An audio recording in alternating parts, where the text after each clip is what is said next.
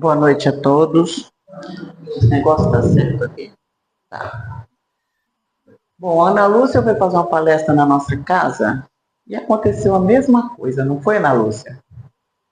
E a palestra saiu. É que com gravuras a gente consegue assimilar mais, porque nós andamos muito distraídos na Terra ultimamente, muita informação. Então, com as gravuras do tempo que nós fomos criados, quando o planeta se desgrudou do Sol, quando nós surgimos como mônadas. A primeira expressão divina sobre a nossa existência, que fomos as mônadas. Então a gente entendeu como a gente é importante nessa caminhada, né? Então, com a gravura, a gente gosta mais, mas a gente vai. Eu fico devendo. Uma hora a gente está. E lá na nossa casa tu vai levar de novo, né? Então a gente fica devendo. Então nós viemos nessa trajetória através dos anos e precisava ter um parâmetro. Nós, seres humanos, precisávamos ter um parâmetro, uma disciplina religiosa, precisávamos ter um caminho a seguir como seres humanos. E aí vem a primeira revelação, que é Moisés. Moisés, nascido das águas, segundo o catolicismo, ele veio para impor leis de justiça. Segundo o espiritismo, ele veio para ensinar o monoteísmo, o amor a Deus. Ele veio trazer leis de fora para dentro, veio nos mostrar que deveria haver uma lei, uma justiça, uma disciplina. Porque naquela época éramos muito mais indisciplinados, tínhamos muitos momentos de revolta. Então precisava ter um legislador que conduzisse um povo com mais disciplina. Quando ele percebeu que os hebreus, a raça dele, quando ele descobriu o quanto eles eram judiados pelos egípcios, um dia, para defender um hebreu, ele matou um egípcio. E ali começou toda a saga dele. Então ele leva os hebreus para a terra prometida, ele se afasta do Egito, leva todos para lá, durou 40 anos, ele desencarna, viveu 120 anos, mas ele não chegou a ver a terra prometida. Quem o substituiu foi o Josué. E ele então leva, e lá ele recebe, depois que ele proibiu manifestação mediúnica, porque as pessoas recebiam a revelia.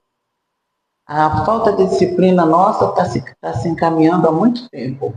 Qualquer um recebia a hora que queria, vinha as manifestações. Ele proibiu. Não pode ter manifestação mediúnica. Então, quando ele se afasta, ele é chamado no Monte Sinai, e lá ele recebe o Pentateuco, as 10 leis morais, as leis do Pentateuco. Então, lá ele recebe, se afasta. Quando ele retorna, o povo já tinha voltado a bagunçar de novo, e é onde ele lançou a tábua. Então, essas 10 leis que ele implantou, ele começa: não matarás, eu sou o teu Deus, e vim te tirar da terra do Egito, não adulterarás, não pronunciarás o meu nome em vão, não roubarás. E ali ele fez todo um código importante, um código moral.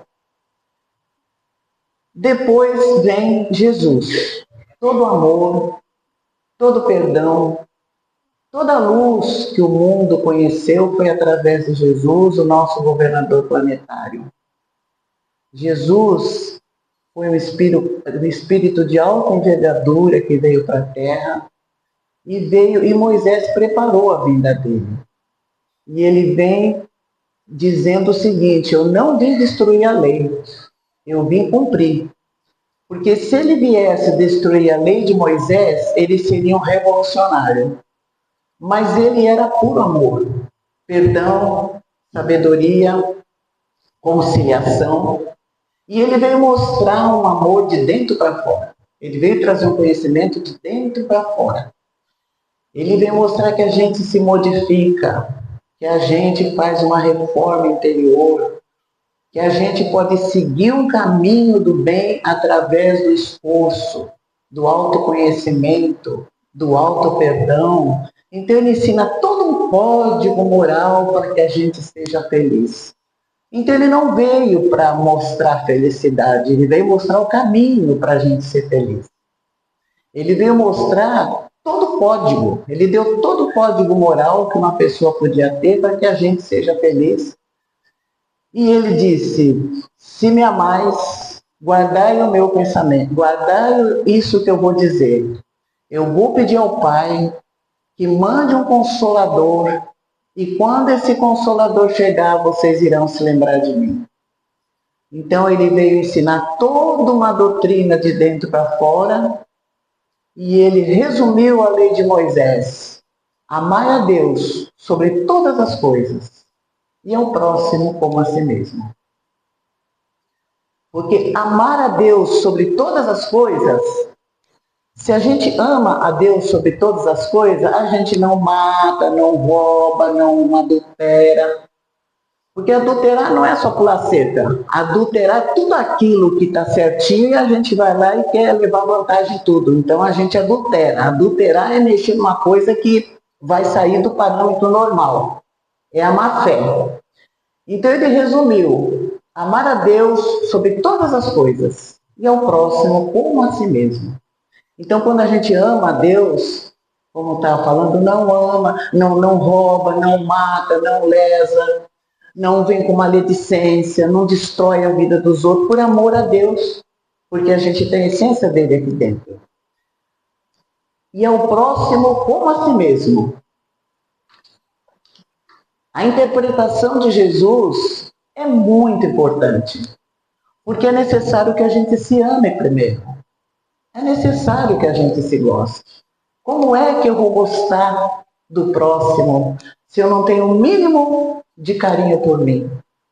Se eu me desprezo, se eu não me gosto, se eu não me perdoo, se eu prefiro ficar batendo na tecla que eu errei, aquela vez eu errei, eu tenho pisado na bola, e aí eu paro. Então eu vou perdendo todo esse amor que eu deveria ter por mim, que a primeira pessoa que eu tenho que amar sou eu. Então quando a gente fala amar a Deus sobre todas as coisas, ao próximo, a si mesmo, não é pegar a fatia maior do bolo, não é disputar ser melhor que os outros. Amar a si mesmo é ser uma pessoa melhor do que é. É lutar para sair desse quadro depressivo, desse quadro de culpa. A culpa a gente resolve com trabalho, com esforço, buscando ajuda. Então, olha a sabedoria do nosso amado Mestre. Amar a Deus sobre todas as coisas e ao próximo como a si mesmo. Porque a gente não consegue amar nem os de dentro de casa, se a gente não tiver pela gente um carinho especial. Onde dói? É o estômago? Eu vou cuidar do estômago. Onde dói? A alma? Eu vou buscar por que a minha alma está tão machucada. Onde dói? A culpa? Então eu vou trabalhar essa culpa. Eu vou tentar me reconciliar. Eu vou tentar melhorar esse ânimo, porque eu preciso ser feliz na Terra. Eu não vim por um acaso para a Terra. Eu vim para ser feliz e fazer feliz a todos. E quando a gente consegue se conhecer e perceber as mazelas da alma que precisam ser curadas e trabalhadas, a gente consegue amar o próximo. É tão fácil amar o próximo. Mas é necessário que a gente se goste.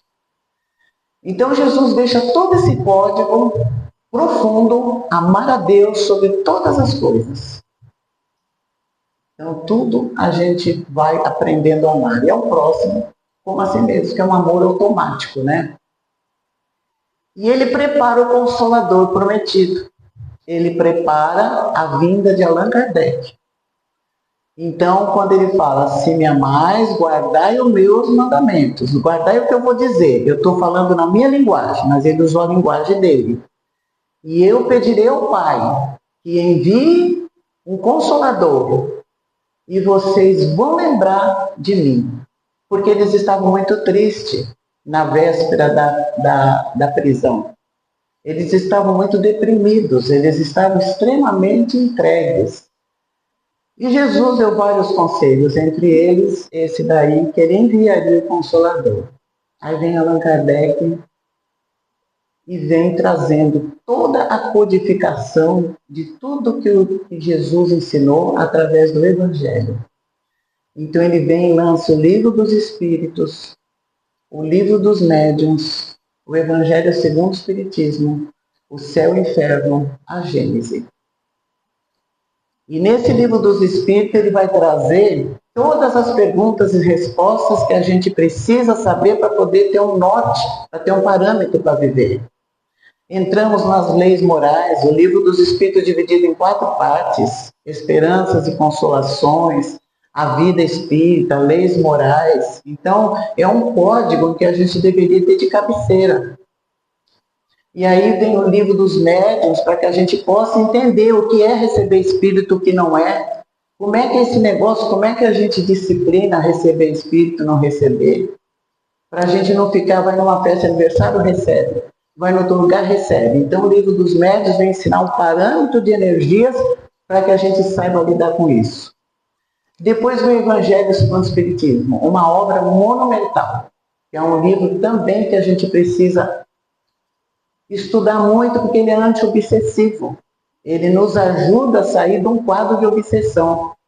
E aí ele traz as bem-aventuranças. Todo código que um ser humano precisa para se reequilibrar está ali nas bem-aventuranças também. E é no Evangelho que ele vai falar: não vim destruir a lei dos profetas, eu vim cumprir. E aí ele fala dos sede perfeitos, ele fala do Consolador prometido, das bem-aventuranças. E dentro da doutrina espírita, a gente chega ao centro espírita. Porque é no centro espírita que a gente estuda a doutrina espírita. Todas as religiões são importantes. Todas elas nos trazem códigos onde deveremos melhorar. Todas as religiões nos ajudam a modificar o íntimo. Mas a doutrina espírita é libertadora de ideias. A doutrina espírita traz aqui: você é responsável pelo que você faz. Você é consequência das suas escolhas. Então vem a doutrina espírita dar uma lição de casa para a gente. Não adianta terceirizar o obsessor. Não adianta a gente terceirizar sofrimento. A gente pede ajuda para todas as pessoas quando está sofrendo, mas a gente tem que fazer a lição de casa. Então vem a doutrina espírita trazendo os seus pilares para que a gente tenha um código. Primeiro, a existência de Deus. Tudo tem uma causa. Tudo que a gente percebe que não é pela mão do homem, tudo aquilo que a gente percebe que é fora daquele conhecimento da gente, é a prova da existência de Deus. Não é aquele Deus barbudo, com garfo, pronto para punir, mas é um Deus que deu para a gente a maior bênção que um ser humano pode ter: a reencarnação, que nós vamos entrar aqui também. Errou, nasce de novo. Você pisou na bola, corre atrás para melhorar. Não é uma questão do castigo de Deus, é uma questão de oportunidade na bênção da reencarnação. E quando a doutrina espírita nos explica isso, nos dá um alívio de saber que a gente tem como remendar isso aí, pela reencarnação. Então, a prova da existência de Deus está em tudo aquilo que a gente não consegue saber fazer com a gente. Aí a gente olha a chuva que cai, o sol que nasce a cada manhã, a noite que chega, as estrelas tão lindas no céu. Tudo é existência de Deus. Então é importante que a gente perceba, quando a gente pensar em Deus, que Ele está dentro da gente. E Ele está em todo lugar. Então, quando a gente, ali sentadinho na cama da gente, antes de dormir, que a gente pensa nele, não adianta a gente falar assim: ele tem tanto o que fazer, imagina que vai prestar atenção em mim. Ele está aqui dentro. Ele faz parte da gente. Nós fazemos parte dele. Então, escuta. Ele escuta. Então, nós precisamos ter essa fé, mas não é aquela fé assim, eu tenho fé em Deus, que eu vou... Não, é a fé raciocinada, a gente saber que a gente tem uma existência profícua, proveitosa e que tem um Deus que nos ama. Mas esse Deus que nos ama é um Deus que diz assim: eu estou aqui, mas você vai percorrer seu caminho. Está aqui o caminho. Antes da reencarnação, ó, está aqui o teu caminho, ó, a tua ficha, tu vai nascer. Mas quem vai percorrer é você. Então, o caminho está aí. Mas quem percorre é a gente. E aí nem sempre a gente gosta, porque é uma grande responsabilidade, né? Ah, eu queria tanto que fosse do obsessor, que aí eu ia lá no GEOP. Qual é o dia da desobsessão? Tem, né? É quarta-feira. Então, aí eu vou na quinta-feira no GEOP e tiro o obsessor.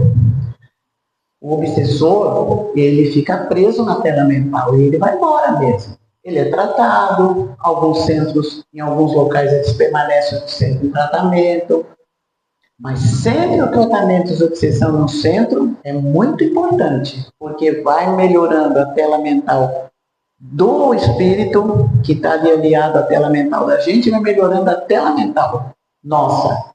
Por isso que é importante os cursos, as palestras, que não basta retirar. Nós somos tão bonzinhos que saiu, entra outro. Então nós somos uma bênção. Então nós temos que fazer curso, estudar, melhorar, sabe? Não é por uma auréola assim falar, é aí mesmo dizer, não, eu estou com esse negócio aí, eu preciso melhorar isso aí. Eu estou com um problema sério, eu preciso melhorar isso aí. Então, olha que bênção que é. A bênção da reencarnação, a bênção de se tratar dentro de uma casa espírita. Não é? Está doendo? Não, né? Porque a gente é responsável, né? A doutrina espírita vai nos mostrar a imortalidade da alma, que chegamos agora na reencarnação. Nós estamos dentro dos lares, dentro das famílias, dentro das casas espíritas, nos reencontrando com espíritos que já percorreram conosco essa estrada. E dentro da casa espírita, nós vamos também encontrar pessoas novas na nossa caminhada. Mas a maioria, aqueles que a gente convive mais dentro da casa espírita, são os nossos afetos e desafetos. Por isso que não adianta na casa espírita a gente se ofender por qualquer coisa. Também não adianta a gente falar assim, eu vou parar minha tarefa porque fulano fala uma coisa que eu não gostava. A melhor terapia que tem quando fala uma coisa que a gente não gosta é aumentar a dose do trabalho. Se o trabalhador que trabalha com a gente, o trabalhador espírita que está ali na tarefa com a gente, fez alguma coisa que a gente não gostou, aumenta o dia de trabalho, trabalha mais porque está com bastante tempo. Então a gente tem que fazer isso. Não tem... Se a gente for procurar um centro espírita perfeito, a gente não frequenta nenhum. E a gente precisa do centro espírita. Precisa muito de um centro espírita. Só de entrar num local como esse, a gente entrou aqui num clima, todo mundo aqui bem bonitinho, né? Todo mundo bonitinho, tranquilinho. Nesse lugar onde existe esse mar de fluidos, os espíritos amigos de cada um presente estão frequentando o salão e vendo a necessidade de cada um, e na hora do passe eles encaminham. Então, nesse momento, está havendo um maior tratamento para todos. Não importa se o palestrante é bom ou ruim, ou se o palestrante é bonitinho ou não é. O que importa nesse momento é que a atenção de vocês está ligada numa palestra, dando oportunidade para os espíritos trabalharem. E os obsessores vão embora, os sofredores ficam para tratamento ou vão embora.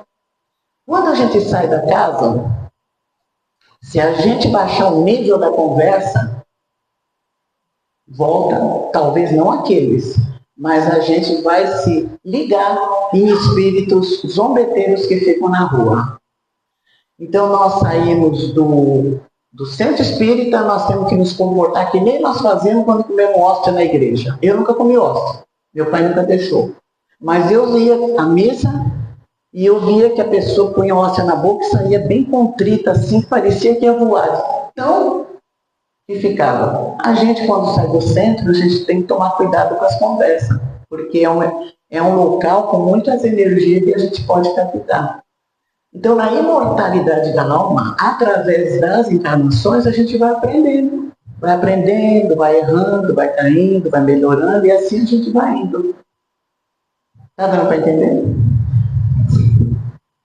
Aí nós vamos na comunicação entre os espíritos. Estou respirando ruim aqui, né? Desculpa aí, gente. Eu não estou acostumado com essas coisas de rico aqui não, viu? Lá na nossa casa espírita é assim. Né, Ana Lúcia? Né, Luísa? Na comunicação entre vivos e mortos. Que bênção que é a gente ter notícias dos entes queridos da gente. Saber da existência dos mortos não é só obsessão. A obsessão é um tratamento. Mas que bênção a gente saber que a doutrina espírita matou a morte. A doutrina espírita tirou nossos entes queridos do cemitério e trouxe para o nosso coração. Que bênção a gente poder sentar assim, ou a gente está andando, ou a gente está fazendo alguma coisa, a gente lembra, e chora. Não adianta falar com uma pessoa assim, não pode chorar. Por que não pode chorar? Espírita sofre, espírita sente dor, sente saudade. Qual é o problema? Nós não podemos rotular espiritismo como um anjo de pedra. Que o ente querido foi embora e a gente, eu sou espírita chora. O que o espírita não faz é a revolta contra Deus. O espírita chora, mas sabe por que está chorando. Por que eu estou chorando? Minha mãe foi embora, ela vai fazer falta. Perdeu, a mãe perdeu. Perdeu a parte física.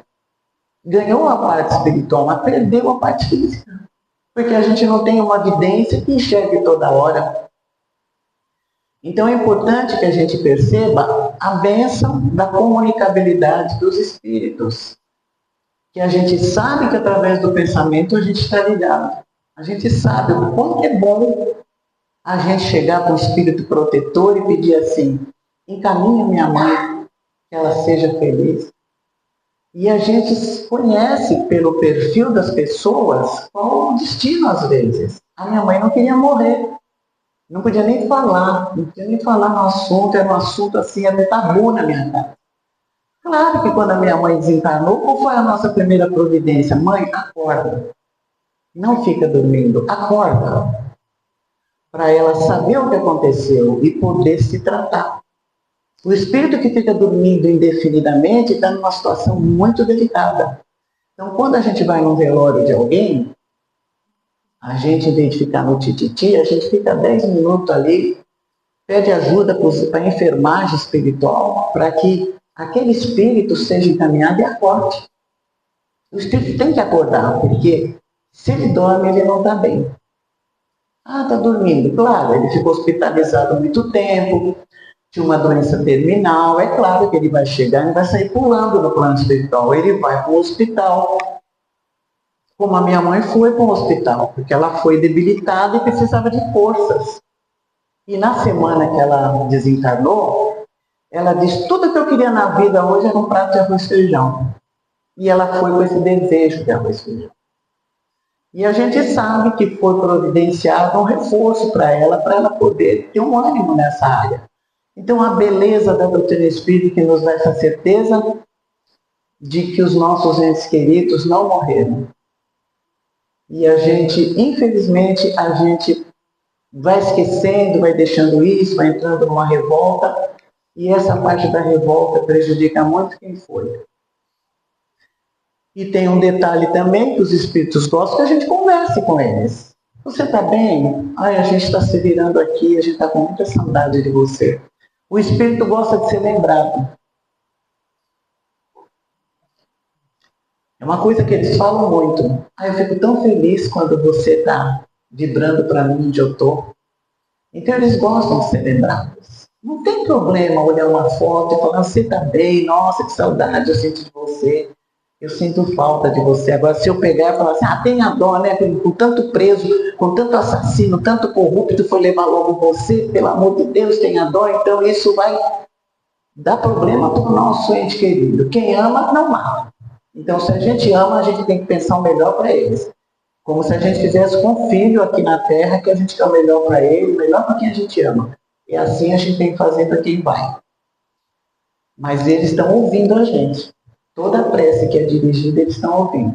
E isso é muito gratificante. A gente saber que o Espiritismo matou a morte, não é? Depois nós temos a pluralidade das existências. Então, nós vamos nascer na Terra quantas vezes for necessário. Se alguém um dia chegar para vocês assim, você é tão iluminado, é a sua última existência na Terra, cai fora porque não existe isso. Só quem sabe é Deus. Sabe por quê? Porque depende da nossa caminhada. Vai depender de mim. Claro que eu amo a Terra, não estou nem um pouco interessada, nem que seja a última. Nem é. Mas veja bem, eu estou na Terra, mas eu poderei ser resgatada para outro planeta, se for necessário. O espírito vai para onde precisa ir. Ou ele nasce em Santos, ou ele nasce lá no Japão, mas ele renasce numa situação onde ele vai ter que melhorar. Se preciso for, volta para o planeta Quiron, que está se aproximando. Tudo vai depender da nossa caminhada. Então, nessa parte da pluralidade das existências, é uma bênção. A gente saber que a gente retorna para o mundo em que a gente tem que se ajustar e resgatar. Muitas vezes, a gente leva 3, 4, 5 encarnações para perdoar aquela pessoa. E a gente vai nascendo perto, vai nascendo junto. E nasce filho, e nasce pai, nasce marido, e nasce primo. Já perdoou? Já. Então agora cada um segue seu caminho. Não é? É que nem casamento. E enquanto eu estiver naquela rusga toda, sinto muito, mas vai voltar. Depois, quando ficar tudo bem, cada um vai para o lado. Então, não sei se é bom ou não. Mas é mais ou menos um casamento, união de almas, né? Filhos, pais, nós temos que ficar juntos enquanto o último pingo não for pingado, o último pontinho do i não for pingado. Não é castigo. É uma bênção a gente saber que perdoou. É uma bênção a gente saber que a gente olha para a pessoa e não fica mais com sudorese, não fica mais fingindo que não viu. A gente olha, lembra do que a pessoa fez com a gente, mas não passa mal mais. Esse é o grande segredo da felicidade. É entender que houve problema. Nós estamos tentando trabalhar, mas a gente não guarda mais o ódio, que é um amor que adoeceu. E ele corrói o espírito. Vocês podem observar que quando a gente está numa faixa de raiva, numa faixa de muito ranço, a gente passa mal. Pode não passar na hora, mas a gente vai, ao longo do tempo, ter problemas de saúde. Então a gente precisa, não é? Vou perdoar. Você fez isso comigo? Vou perdoar. Não é isso não. Perdoar não é passar a mão na cabeça, não. Para a pessoa fazer de novo. Perdoar é trabalhar nesse lixo aqui dentro e tirar o lixo. Tira o lixo. O problema é deles. O problema é dele. Eu vou tirar esse lixo. Tranquilizar meu coração, porque eu tenho coisa para fazer. Eu tenho a família, tenho o centro, tenho a minha vida, que eu tenho que me amar, como nós começamos a conversa. Então, se eu ficar parada naquele ódio, naquela mágoa que me fizeram, eu vou parar o que eu tenho que fazer. Então, eu preciso liberar meu espírito. E quantas pessoas têm mágoa da gente? Então, a gente precisa trabalhar essa animosidade. E a bênção da pluralidade da existência vai nos ajudar. Mas ninguém sabe qual vai ser a sua última, quando vai ser. Vai nascendo. Enquanto for necessário, eu vou nascendo. E ele entra nos vários planetas. Que a gente estava conversando, que se preciso for, a gente vai para outro planeta. E aí, quando a gente fala sobre isso daí, as pessoas ficam com muito medo, né? Eu vou ficar sem meu filho no outro planeta. Não, ninguém está dando predição nenhuma, a gente nem tem essa capacidade. O Espírito sopra onde quer. Onde a gente for designado pelo Pai, a gente precisa cumprir a existência da gente. Não é?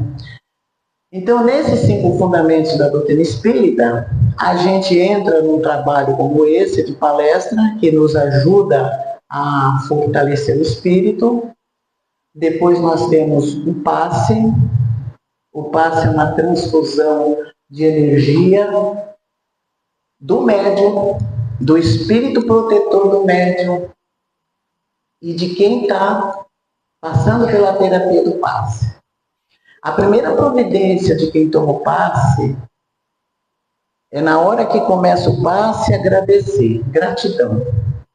Nesse momento da gratidão, pedir por mim, Senhor, saúde, sabedoria, discernimento, eu peço para ser feliz, para ter saúde. A gente pede pela gente nessa hora. A primeira coisa que precisa fazer num passe é isso. Aí a gente pede por quem a gente quer. Mas a gente precisa fincar mesmo essa decisão de pedir pela gente. Primeira coisa, gratidão. Aí a gente faz esses pedidos. Não é pedir para ganhar na loteria, porque isso aí é outro lance. Pedir valores morais, que eu seja uma pessoa melhor do que ontem, que amanhã eu seja melhor do que hoje, que eu possa ter mais sabedoria, mais decisões inteligentes, que eu seja uma pessoa mais calma, uma pessoa melhor. E aí a gente pede pela gente nesse momento em que o passista está fazendo a imposição de mão. Nesse momento em que o espírito protetor do passista está com a mão também. Porque nenhum de nós dá passe sozinho, a não ser aquele magnético de transfusão anímica. Mas o passe público nas casas espíritas é com acompanhamento do espírito protetor. Então, olha como a gente está bem amparado. Com todas as mazelas que a gente tem aqui na vida e na Terra, a gente sabe que a gente tem um Deus que pensa na gente, a gente sabe que veio Jesus, o governador planetário, a gente sabe que a casa da gente tem espíritos amigos nos acompanhando, a gente sabe que Jesus é o anfitrião dessa casa e o anfitrião dos nossos corações. Nós precisamos deixá-lo entrar, mas ele é o nosso grande anfitrião. Então, Jesus, na sua trajetória evolutiva, ele sabia tudo que a gente ia passar, porque ele já passou por tudo isso. Então, ele já sabia disso. E se dentro da casa espírita a gente está aprendendo com curso, com tratamento, com palestra, a gente vai se tornando uma pessoa melhor, mais calma. Os problemas continuam na Terra, mas a gente consegue trabalhar de outra maneira.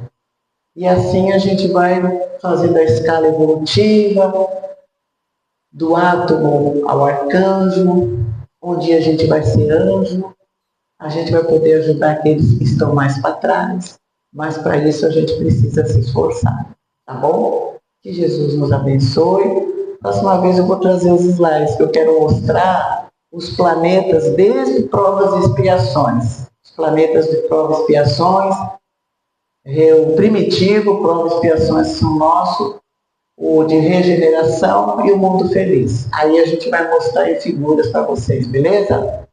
Obrigada.